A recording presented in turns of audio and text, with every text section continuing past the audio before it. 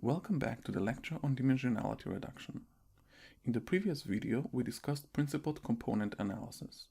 The main idea there was to find a transformation of the coordinate system such that the dimensions in the transformed space were linearly uncorrelated. Then we simply removed those dimensions which have low variance. In this video, we're going to talk about singular value decomposition, or the SVD. And the main idea behind SVD, what you should remember from this video, is that SVD seeks to find the best low-rank approximation to a given matrix. Later on, we'll see that SVD and PCA are equivalent. Why SVD is also important is because it's useful not only in dimensionality reduction, but in many other areas of science, computer science, physics, and so on. Many computations can actually be made simpler if you first compute the singular value decomposition of a matrix and then you work with the result. We'll discuss this as well in the rest of the video. Okay, but again, the idea is to find a low rank approximation, and then the question is, why is this a good idea? Well, one of the observations that we made in the previous video, that even though the data is high dimensional, often actually it lies in a low dimensional manifold, in a low dimensional subspace. So this is illustrated on the image that we see on the slides, where the data is three-dimensional, but all of it actually lies on a two-dimensional hyperplane embedded into 3D space. And of course, this holds more generally that the data could be d-dimensional, but actually be embedded in a k-dimensional subspace of this d-dimensional space. So even though these data points are described with three coordinates, the intrinsic dimensionality of the data is only two, because most of them lie on a plane. So the additional coordinate in some sense is redundant. And what we're trying to do is we're trying to measure this intrinsic dimensionality. Or even better, we're trying to find this lower dimensional manifold of the data. How are we going to do this? Well, first before we dive into it, we have to remember what the rank of a matrix is. And the rank of a matrix has a simple definition, and it's basically the number of linearly independent columns or rows of the matrix. Actually, this definition is equivalent. So the column rank, which is the number of linearly independent columns, equals the row rank, which is the number of linearly independent rows. And this is a fundamental result in linear algebra. Okay, but what were linearly independent or dependent vectors? Well, the definition of linearly dependent vectors is for a set of vectors to be dependent, you have to be able to describe at least one vector in the set as a linear combination of the others. So if I have three vectors A, B, and C, and let's say I can take one of these vectors C and write it as 2 times A plus 3 times B, then we know that this set of vectors, ABC, is linearly dependent. If we cannot do this for any of the vectors in our set, then we call this set linearly independent. So pretty simple. Going back to the rank of the matrix, and let's say we look at the rows, the rank is the maximum number of linearly independent rows. So let's look at the first two rows. These two rows, these two vectors are linearly independent, because there is no way to take the first vector and write it as a linear combination of the second vector, or the other way around. So the rank of this matrix has to be at least 2. Now let's look at the third vector in addition, and what we're going to see is that this set of 3 vectors is now linearly dependent, because the first is equal to the sum of the second and the third. So we see that 1 is 3 minus 2, which is 1, 2 is 5 minus 3, which is 2, and 1 is 0 minus 1, which is 1. So the rank of this matrix is exactly 2, because this is the largest number of linearly independent rows, or equivalently columns. Okay, so why do we actually care about low rank? Well, if you think about this, because this matrix has rank 2, that means that we only need 2 coordinates to really describe everything that's going on in this matrix. The trick is that we have to find the right basis vectors. So let's say that we choose these two as our basis vectors. then what we can do is we can rewrite this matrix into new coordinates. And these coordinates will be two-dimensional because the rank of the matrix is 2. Let's see how this works. So again, we have 3 data points, A, B, and C, 1 row per data point. And as we've discussed before, this matrix has rank 2. So this is the same matrix from before. And what we're going to do is we're going to choose this vector and this vector as our basis vectors. So these are exactly the first row and the second row. And then we're going to rewrite A, B, and C into new coordinates. So A will be expressed as 1, 0. So the coordinates of A is 1 times this basis vector plus 0 times this other basis vector. And we see because 1 times 1 is this one, 0 times this thing is 0, we exactly get back the first data point. We exactly get A. And then if we repeat this for B, so B is written as 0 times the first vector, the first basis vector, which is 0, plus 1 times the second basis vector, which is exactly that same vector, we get back B.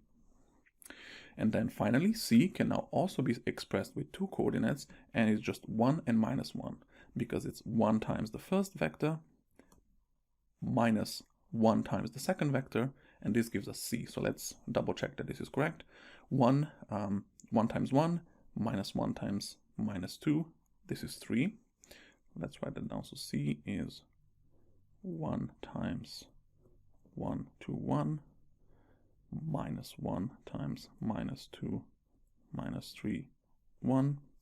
And we see that this equals 1 plus 2, 3, 2 plus 3, 5, 1 minus 1, 0.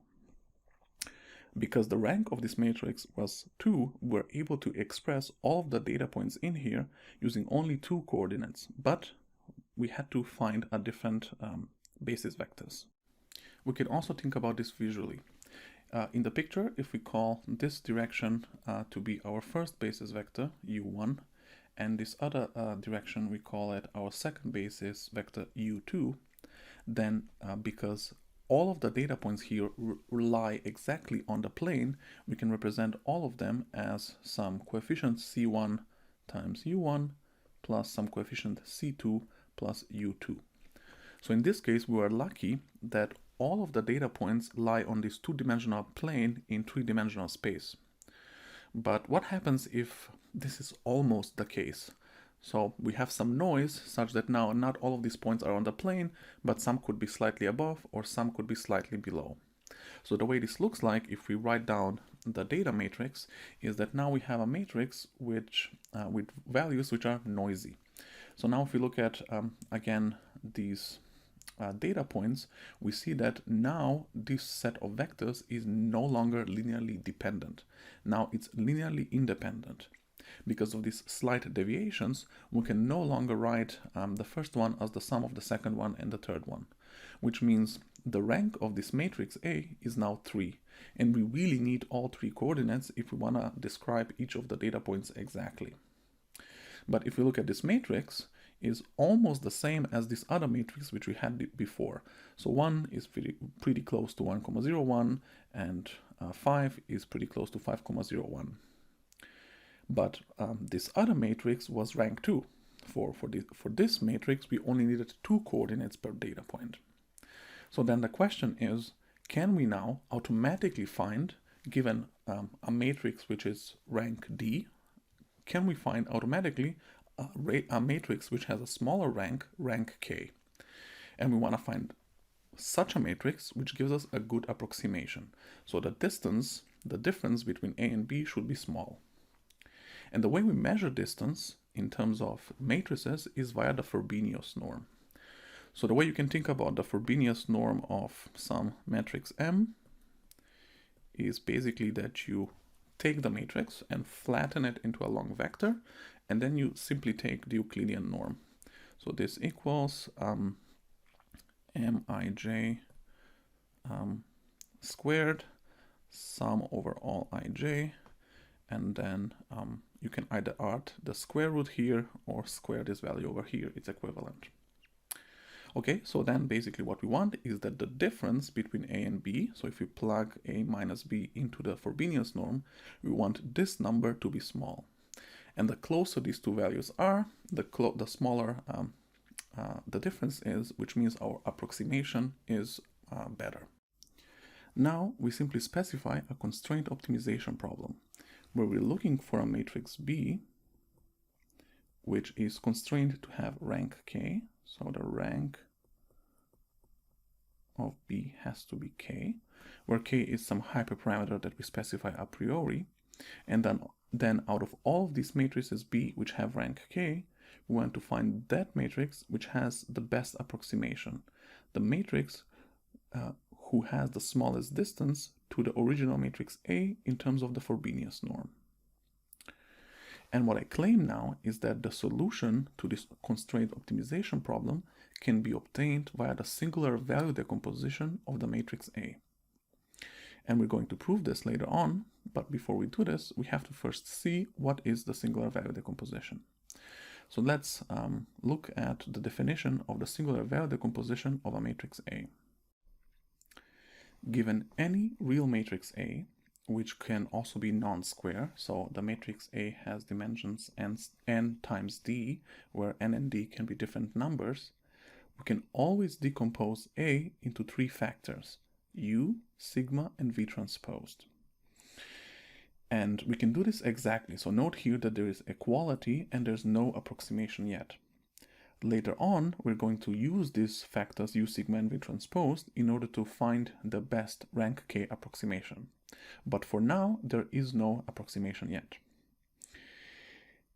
So let's see how these factors look like. First of all, let's look at their shapes. So we see that U is an n times r matrix, sigma is an square r times r matrix, and V is a d times r matrix. So if we check whether the shapes match, they do, because n times r times r is n times r, and then times V transposed is again n times d. So at least the shape, the output of this on the right side is equal to the shape of the left side. So the way U, V, and sigma look like is that, first of all, sigma is a diagonal matrix, which means it has some values on the diagonal and zeros everywhere. And these values on the diagonal are called the singular values, and they're always guaranteed to be positive. U, the matrix U, so this is sigma. The matrix U, if we look at the columns of the matrix U, these are called the left singular vectors. And then if we look at the columns of V transposed, so these are now rows because we've transposed V. If you look at the columns of V transposed, those are the right singular vectors. And here the dimension R, so first of all, we know that this has to be less than equal than the minimum of n and d, because in general, the rank of a matrix is always at least as, it's always at most the smaller of the two dimensions, n or d. But it could be smaller, right? Previously, we saw that we had a 3 by 3 matrix, but the rank was actually 2. Okay, so these are again the left singular vectors, and these are the right singular vectors. And then the other thing that holds is that these matrices, U and V, are column onto orthonormal. That means if we take any two column vectors in U and do the dot product, it will be 0, and the length of each of these vectors is 1. And then the same thing holds for the columns of V or for the rows of V transposed. And then another remark here, besides that we can always do this, and then we can do this exactly, this decomposition is almost unique. So there's, it's only almost because we can multiply U with 1 and V with -1, and we still get the same result. We'll see this later on in a different slide in more details. But for now, what you should remember is that the matrix A can always be decomposed into these three factors, and we can do this exactly. Let's look at it in more detail via one example. So we're given our matrix A, and we assume that the rank of A is 2.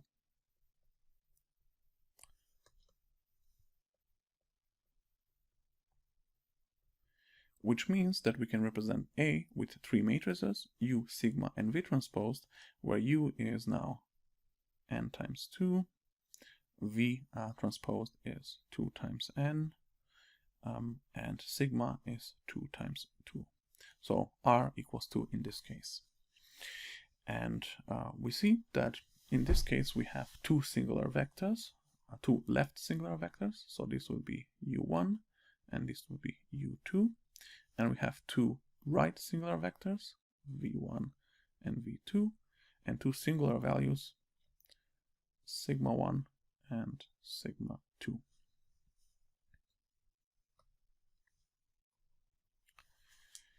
Another way to view this operation here, U sigma V transposed, is in terms of a summation.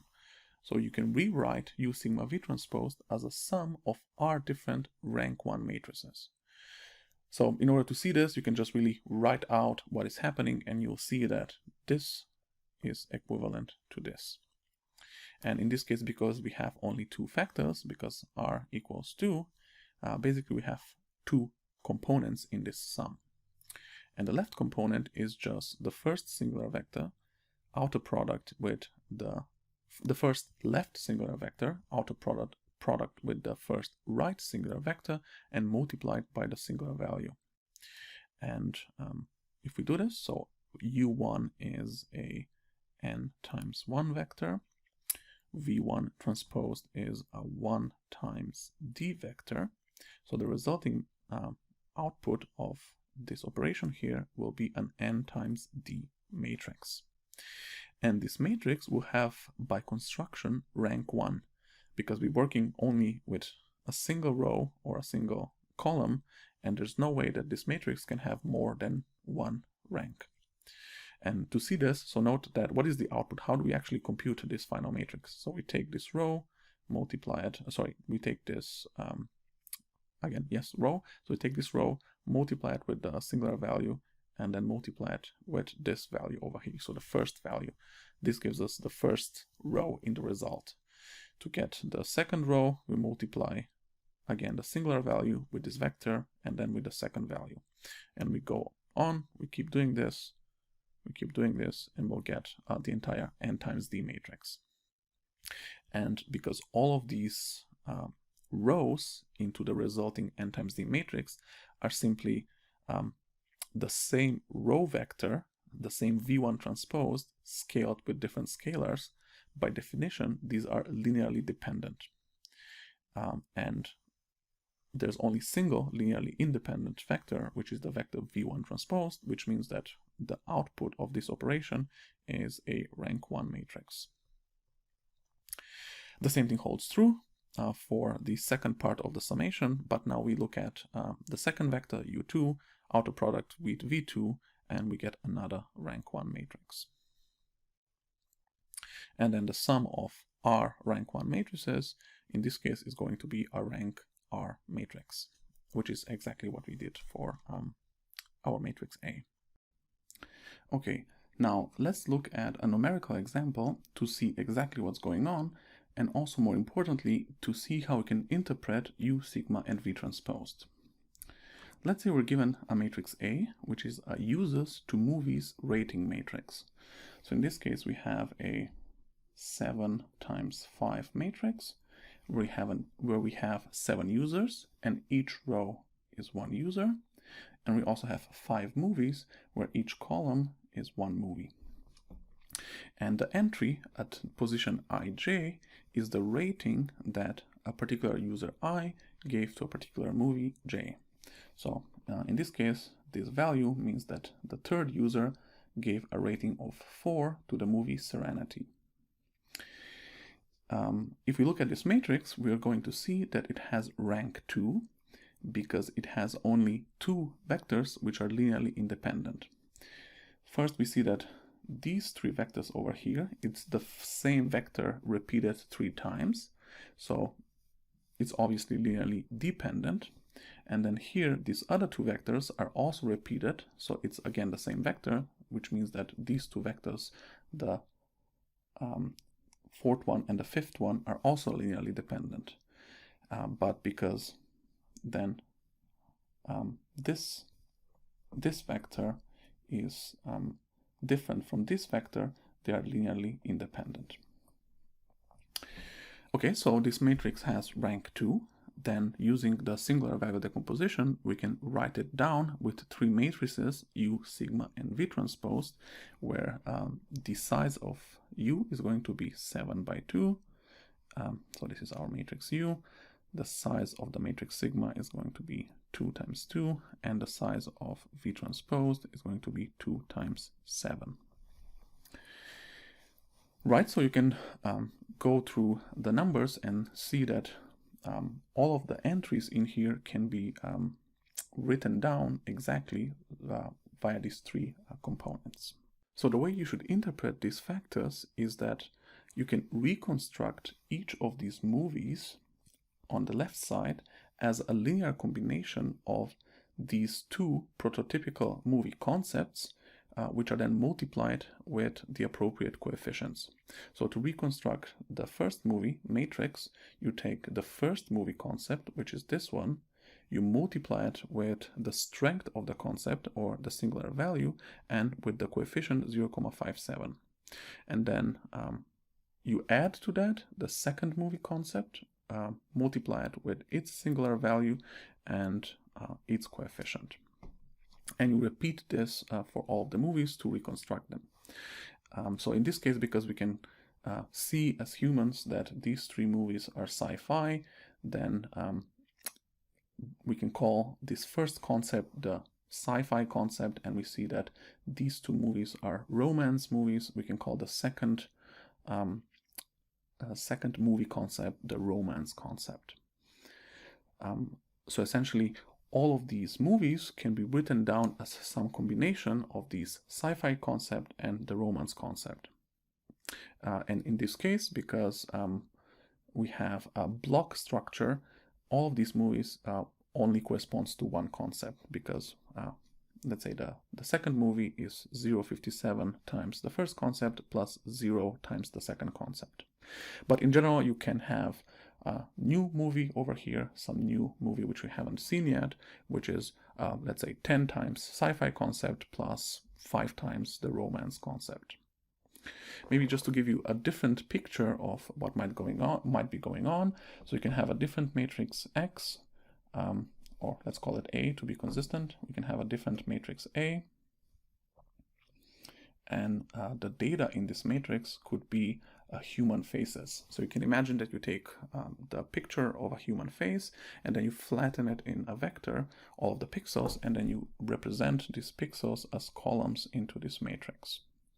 And then if we decompose this matrix again with the singular value decomposition into U, sigma, and V transposed, the rows into this U matrix are going to be expressing prototypical feature faces, and these are sometimes called eigenfaces. And then basically every face, every column in our matrix A is reconstructed as a linear combination of these eigenfaces. So you can think maybe that the first eigenface captures the general structure, the second eigenface captures maybe some more details, and so on until the very last one. And we can reconstruct each of these faces, each of the columns in the matrix A, via linear combination of the eigenfaces scaled by the corresponding singular value and the coefficients which are written down in the V transpose matrix. One point here, which we briefly mentioned before, is that this decomposition is actually unique up to a sign flip. So if we, for example, multiply the romance concept by -1, but also at the same time multiply the corresponding row in the V matrix also by -1, when we reconstruct the data, this -1 will cancel with this -1, and we'll get again the same original matrix A. So be careful when you actually compute these U, sigma, and V transposed. Let's say when you call the appropriate NumPy function, you might get different values depending on the underlying solver, depending on how the underlying algorithm chooses whether it's going to use 1 or -1 for each of these concepts. Okay, so basically what we saw is that we can take our matrix, and the way that we can interpret the singular vectors, the left or the right singular vectors, is that they are corresponding to some concepts which capture the main factors of variation in the data. Or put differently, you can see these as latent dimensions. So if we think of, again, the example where we had a low dimensional manifold embedded in a higher dimensional space, these dimensions along which the data is embedded exactly correspond to these concepts. So maybe this is U1 and this is U2. And then we also saw that we can exactly represent each of our users or each of our movies as a linear combination of these latent concepts. Let's see what happens if we observe a slightly different users to movies rating matrix. So this matrix A is basically the same matrix as before, but in addition to what we've observed before, we observe two more values. Basically, the 5th user has seen the movie Alien and rated it as 2, and also has seen the 7th user has seen the movie Alien and rated it as 1. Now, because we have 3 linearly independent vectors, this one, and this one, the matrix has rank 3, which means we can decompose it again into U, sigma, and V transposed, but now the sizes of these are 7 by 3, 3 by 3, and 3 by 7. And if we again look at how these factors look like, now the numbers are not as nice. So before we had all of these nice zeros over here and all of these nice zeros over here, and this was a reflection of the fact that the data matrix was in block format. So we had this one block of values and zeros everywhere, and this other block of values and zeros everywhere. But still, nonetheless, because we've only slightly changed the matrix, we only modified 2 values, the resulting decomposition is also pretty much similar. So we see, for example, the first value for the sci-fi concept is 0,14, and in the changed matrix, once we've changed these 2 values, the first value for the sci-fi concept is now 0,13. So they are pretty similar. And again, the overall structure of U, sigma, and V transposed is that the first concept has high numbers for the sci-fi movies and low numbers for the romance movies, and the other way around. The second concept has low values but not 0 for the sci-fi movies and high values for the romance movies. Now we just, in addition to this, we get this third concept, and this third concept now doesn't have a nice interpretation, but basically it enables us to exactly reconstruct these additional ratings 2 and 1 that we've observed in the new data.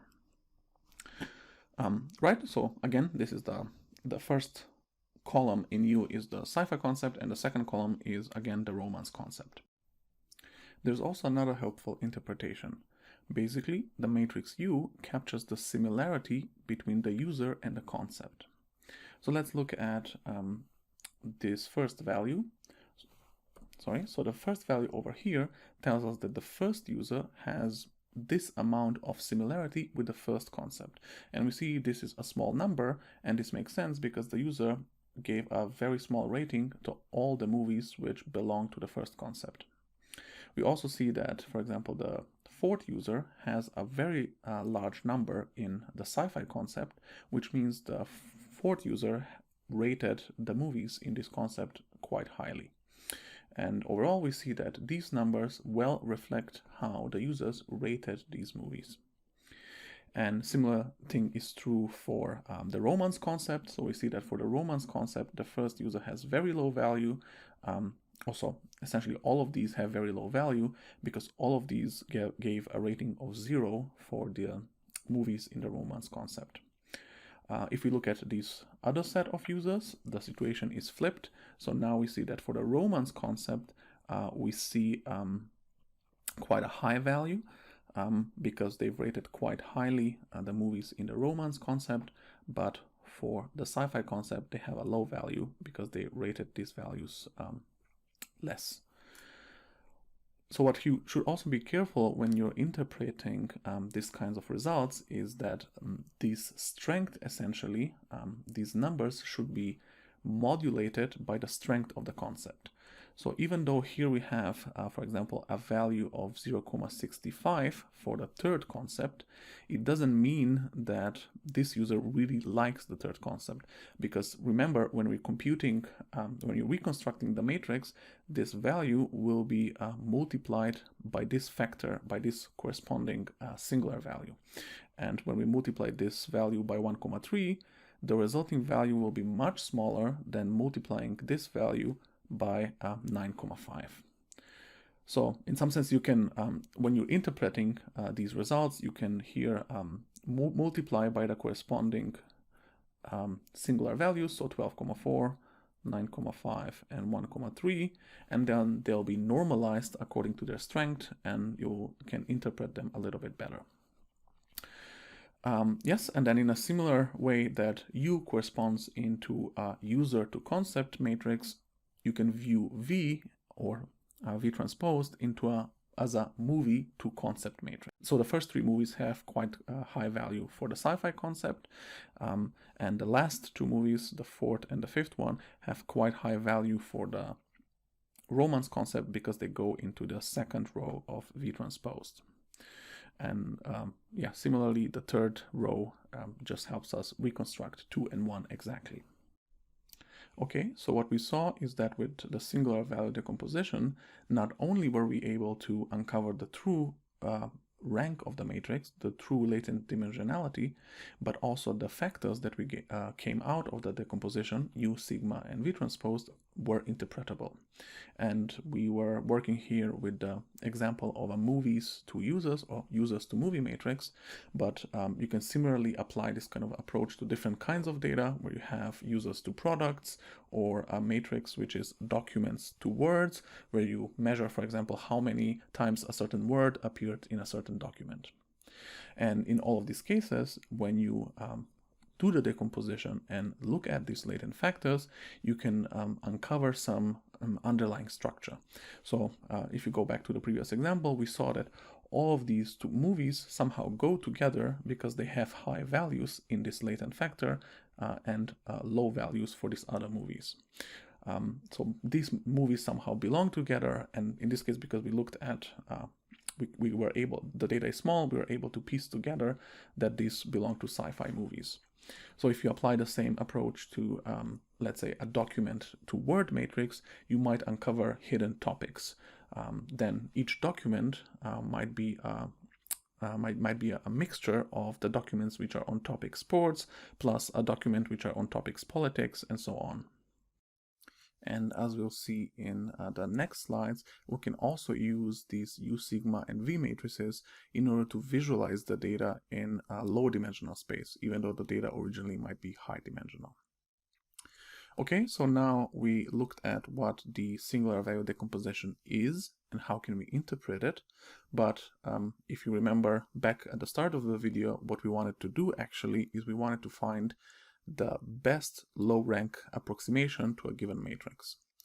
So just to recap, we were given a matrix A, which maybe is originally full rank. So in this case, it's a 3 by 3 matrix, which means this matrix is rank 3.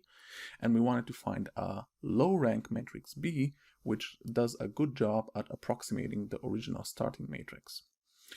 And a low rank matrix is good because instead of representing the data with D coordinates, we can just represent it with R coordinates, where R is the rank of the low rank matrix.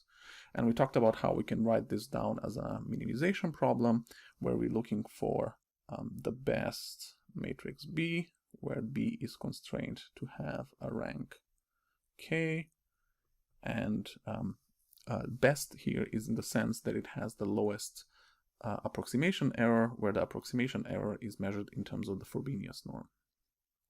So now we're going to see how we can use the singular value decomposition to exactly find the best possible B. there is another interpretation of the singular value decomposition which might help you better understand what's going on. Going briefly back to the previous example, let's say we have this low-rank matrix B. What we did, and we discussed this at the beginning of the video, is we have to find two new basis vectors because this matrix has rank 2, and then for each of the instances we have to find two new coordinates which represent the coordinates in the new coordinate system. So in this case, if you remember, we had the first basis vector 1, 2, 1, the second basis vector -2, -3, and 1. And then for each of these three data points, for each of the three rows, we had to write down the new coordinates, and they corresponded to 1, 0, 0, 1, and 1, -1. So now we can do basically something similar with the result from the singular value decomposition, where now the rows of the V transpose matrix are going to give us the new coordinate axes, and U and sigma transposed are going to give us the coordinates in this new coordinate system. So again, V1 will be the first coordinate axis, V2 will be the second coordinate axis, and V3 will be the third coordinate axis. So you can imagine that this looks something like V1, and then V2 perpendicular to it, and then V3. And then if we, let's say, for example, look at one axis at a time, just to see what's happening, and let's say that this is the V1 coordinate axis, the singular value, sigma 1, is going to tell us how spread out is the data along this direction. And we see in this case, the first singular value is quite large. It has 12,4, which means the data is quite spread out. Similarly, the second singular value, sigma 2, tells us the spread of the data around the second basis vector, around the direction of V2. And sigma 3 tells us the spread of the data along the third basis vector, along the direction of V3.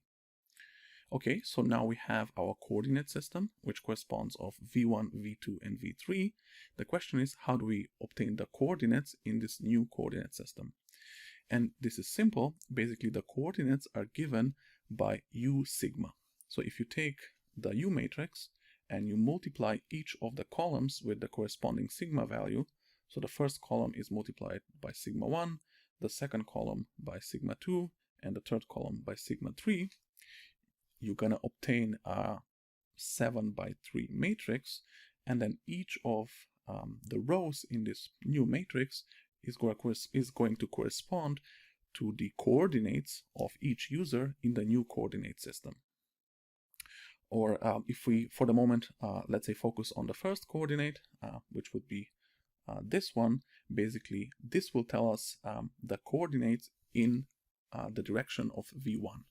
So the first user will be at coordinate 1,61 in the direction of V1, and the fifth user will be at coordinate 8,43 along the direction of V1.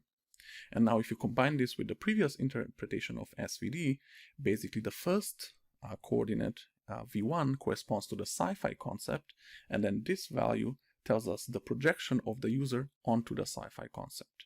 And we see again that this user has quite a large value when projected onto the sci-fi concept, which means this user probably enjoys sci-fi movies. Okay, so now that we have a better understanding of what SVD does, how are we going to find the best approximation? Let's see what happens when we set the singular value, which is the smallest, so this one, to equal to 0. Well, when we're computing U sigma V transposed, this value is going to multiply this row vector, and also is going to multiply this row vector. Sorry, it's going to multiply this column and this row vectors. And because we're multiplying them now by 0, we can just effectively ignore them. So let's do that in addition. Now, the question is, when we now carry out the new computation, where we have now a 7×2 matrix, because we're ignoring this column, and a 2×2 matrix, because we're ignoring this column, or we've equivalently set this to 0, and again a 2 by 7 matrix because we're ignoring this row, what is going to be the rank of the resulting matrix? Well, the rank is going to be 2 because by construction we know that this matrix now is a sum of 2 rank 1 matrices. So if this is U1 and U2, and this is V1 and V2, and this is sigma 1, sigma 2, we know that our matrix A can be written as sigma 1 U1 V1 transposed plus sigma 2 U2 V2 transposed. So our matrix A is a sum of 2 rank 1 matrices, which means is a rank 2 matrix. So it started out as a rank 3 matrix, but because we ignored the third dimension by setting the third singular value to 0, we effectively obtained a rank 2 matrix. Okay, and then if we look at this rank 2 matrix, we're going to see that it's a good approximation to the original matrix that we start with. So we see that these values are 1, and then these values are also close to 1. These values are 5. These values are also close to 5. These 5s here match these 5s here. These 2s here match these 2 here. So the reason that we obtained such a good approximation, even though now we're effectively ignoring one of the dimensions, is because the singular value which we zeroed out was very small. It's 1,3. And then if you remember what was the interpretation, basically this singular value tells out the spread, the variance of the data along the third dimension, along V3. And because the variance is very small in this direction, it's just 1,3, it's definitely much smaller than 12 and 9, we know that we can effectively ignore this dimension without introducing too much approximation error. And we see that this is indeed the true, and if we compare the values from the original matrix and its approximation, we see that they are fairly close. One more time for clarity, we start with our original data matrix A, and we compute its singular value decomposition, which means we compute U, sigma, and V transposed. Then in order to obtain the best rank K approximation, so the best rank K matrix B, what we do is we keep the singular values which correspond to the top K values. So the top K largest singular values we keep, and we set the remaining singular values to 0.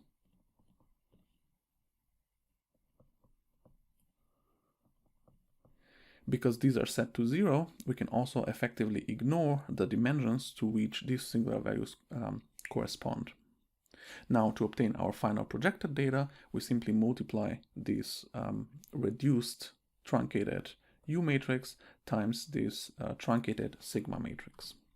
And this is exactly what we do. So our final down projected lower dimensional data is obtained by taking the left singular vectors corresponding to the top K largest singular values and multiplying them together.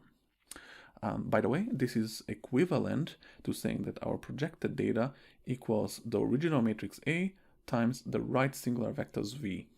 And to see this is quite simple. So know that P equals AV, but we know that A can be represented as U sigma V transposed. So we plug this in. So this is U sigma V transposed, U sigma V transposed V, exactly. And now we see that V transposed is the identity. So this equals just U sigma. So A times V is U times sigma. And then depending on the sizes of these matrices or what kind of solver you have available, sometimes it's easier to just compute V, and sometimes it's easier to compute U and sigma. Okay, and then similar to what we had as a discussion in the principled component analysis, in reality, you don't actually have to compute the entire U and the entire sigma and the entire V transposed only to ignore most of it and only keep the top K values, but there are methods in which we can directly compute only those singular vectors which correspond to the top K singular values. Let me give you a little bit of intuition of why choosing the top K largest singular values and the corresponding singular vectors gives you the best rank K approximation. So again, remember that we had our matrix U, so we had our matrix A and the matrices U, sigma, and V transposed, and we, as a point of convention, we chose that sigma 1 is going to be the largest singular value, sigma 2 is going to be the next largest, and so on until sigma d or sigma r, depending on the rank of the matrix. So a different way to write this down, and we've talked about this multiple times, is that the matrix A is actually a sum of are different rank 1 matrices. So we have here a rank 1 matrix plus a different rank 1 matrix, and so on.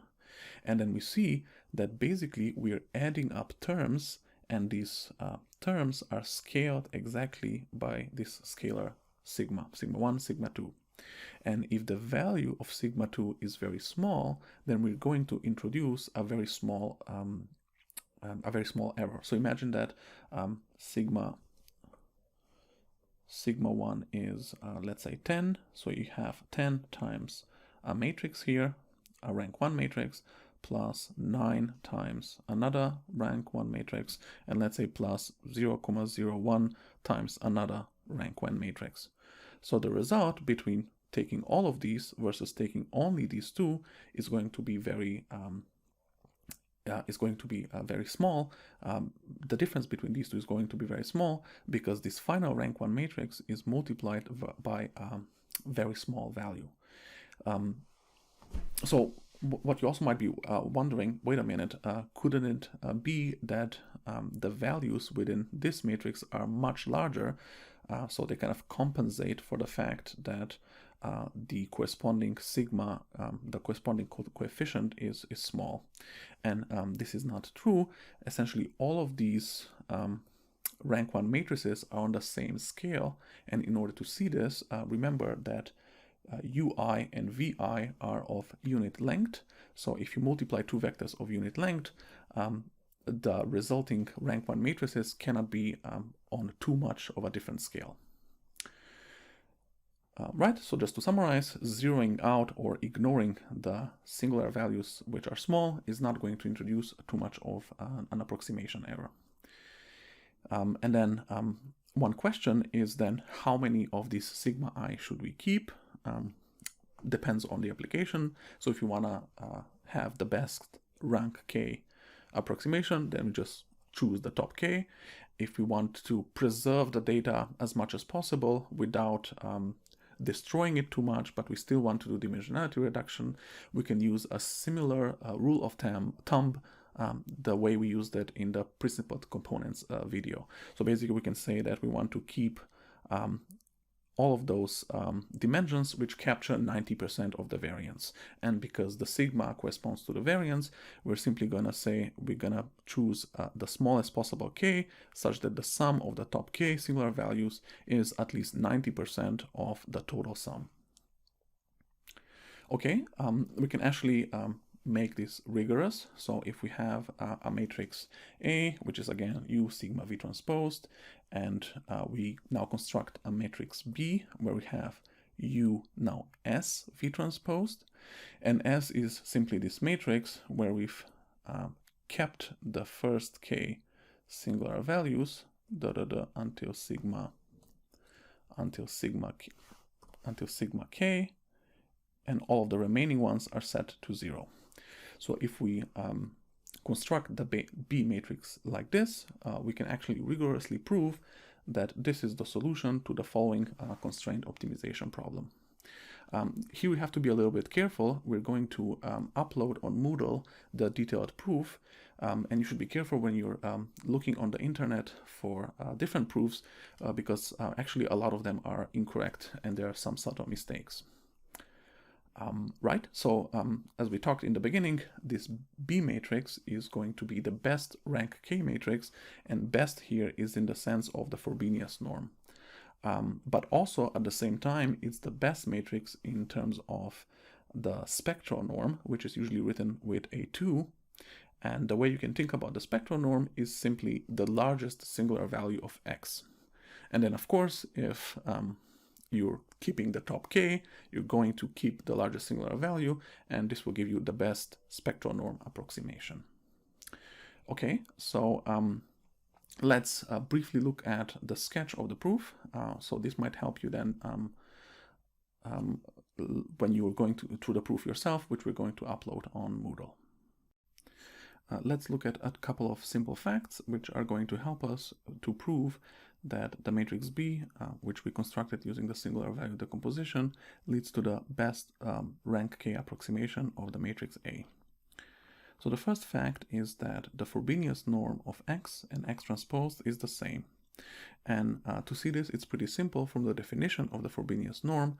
Remember that to calculate the Forbinius norm, you take the matrix and you flatten it into one long vector, and then you simply compute the Euclidean norm of that vector. And whether you transpose it before you flatten it, it doesn't really matter, you're going to get the same vector.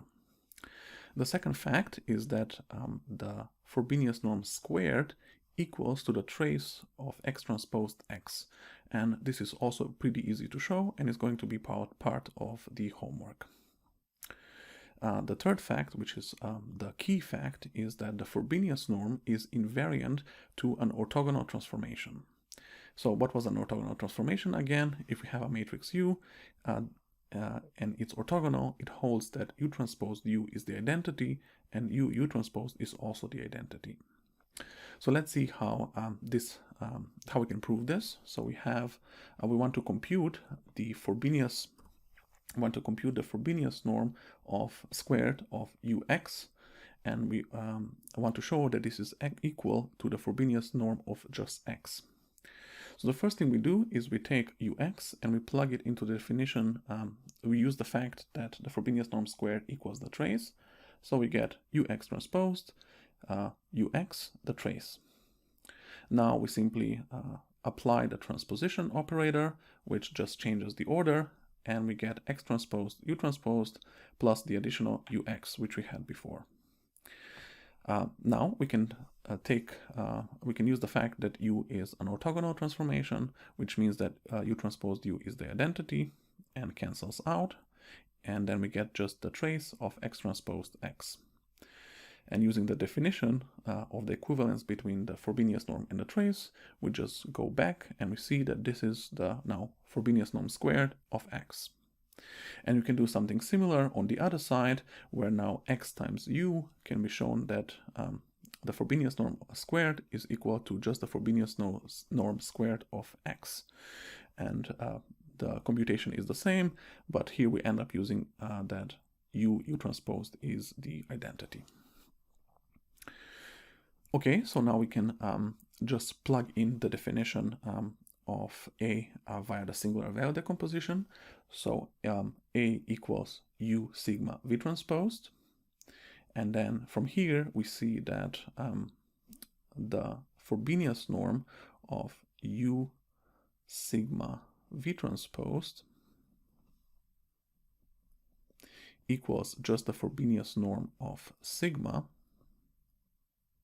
squared, because essentially we're multiplying from the left with an orthogonal, we're multiplying from the left with an orthonormal transformation.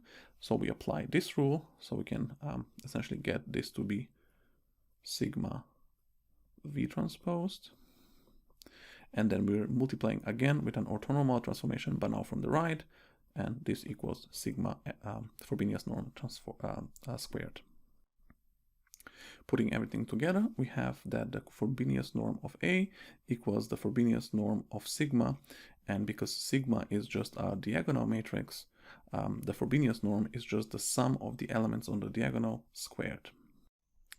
For the final step of the proof, remember that the matrix A is a sum of R rank 1 matrices. So A we could write as sigma 1 times a rank 1 matrix plus sigma 2 times a rank 1 matrix plus sigma k plus all the way up to sigma r.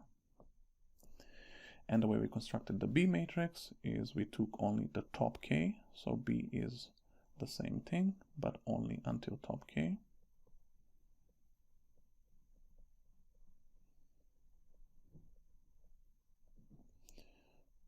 So when we're going to compute the difference between A minus B, all of these terms will cancel each other, and we're only going to be left with the remaining R minus K terms.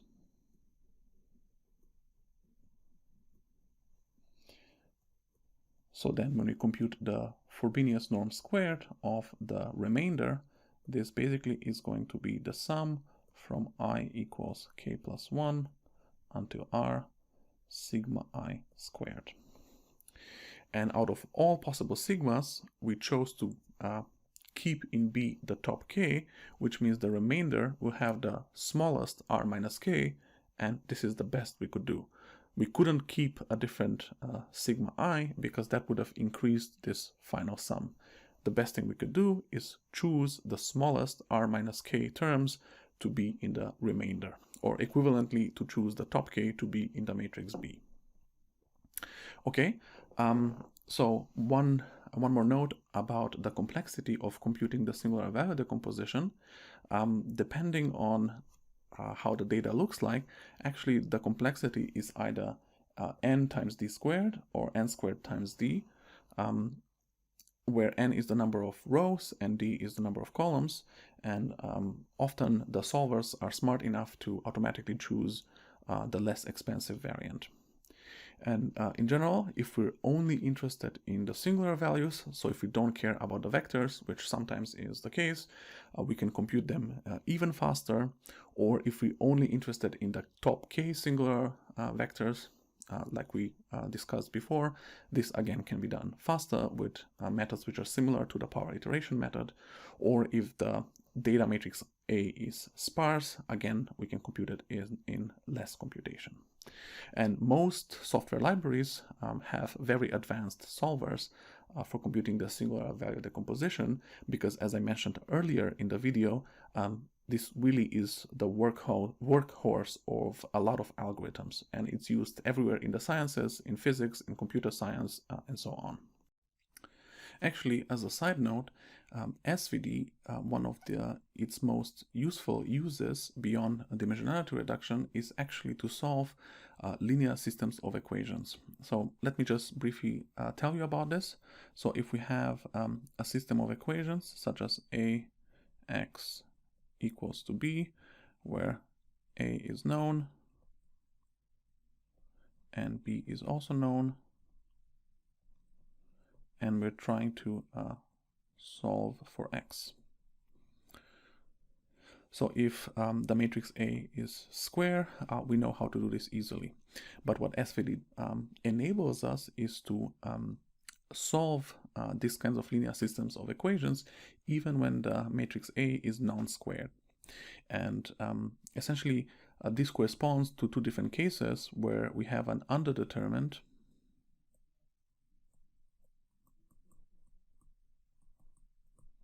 or an overdetermined system of equations. So one thing we can do in order to solve for S is we can use the fact that A equals U sigma V transposed, and now in order to compute an inverse, a pseudo-inverse of A, we're going to invert each of these matrices one by one. So we're going to say we're gonna plug in V, which is just the transpose, which is just the transpose of V transpose, or the inverse of V transposed. Then we're going to plug in here sigma minus 1, basically where you take the singular values and you do 1 over the singular values and put them into this matrix, and finally U transposed. So here, just to repeat, we've used the fact that U transposed equals U minus 1 and V transposed equals V minus 1. And this pseudo-inverse is actually called the Moore-Penrose pseudo-inverse.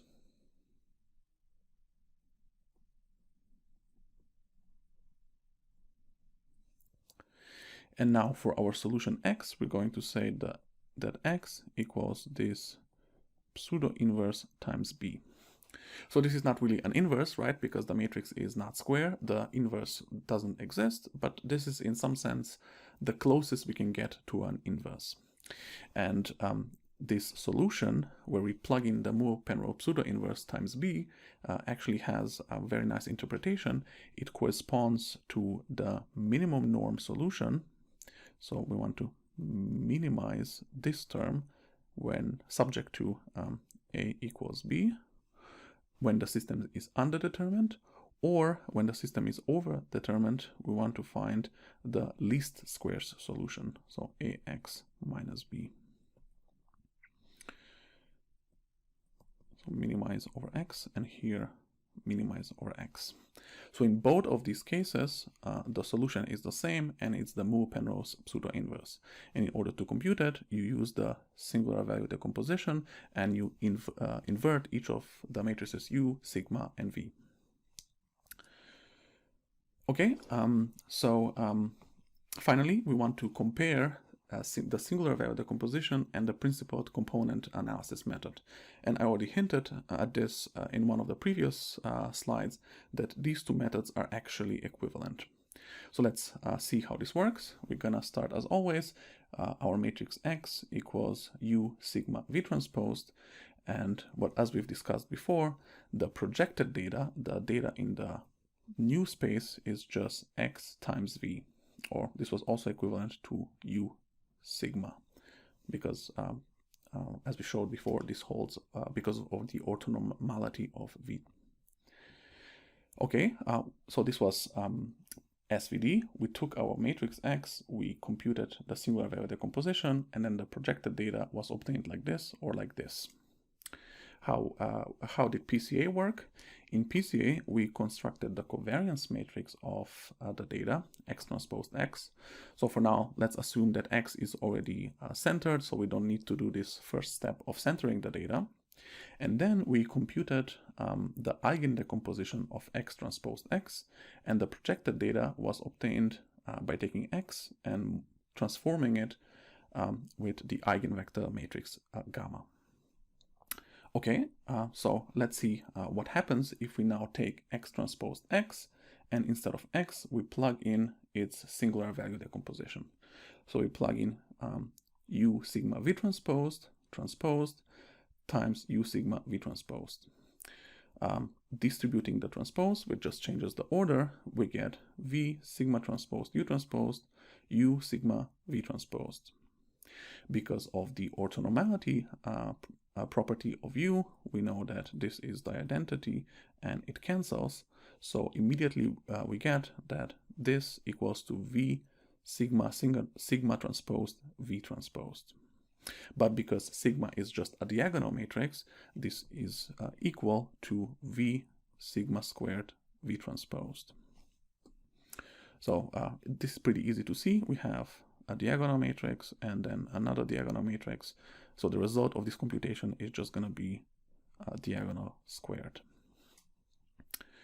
Okay, so now what we see from here is that the right singular vectors of X are equal to the eigenvectors of X transposed X.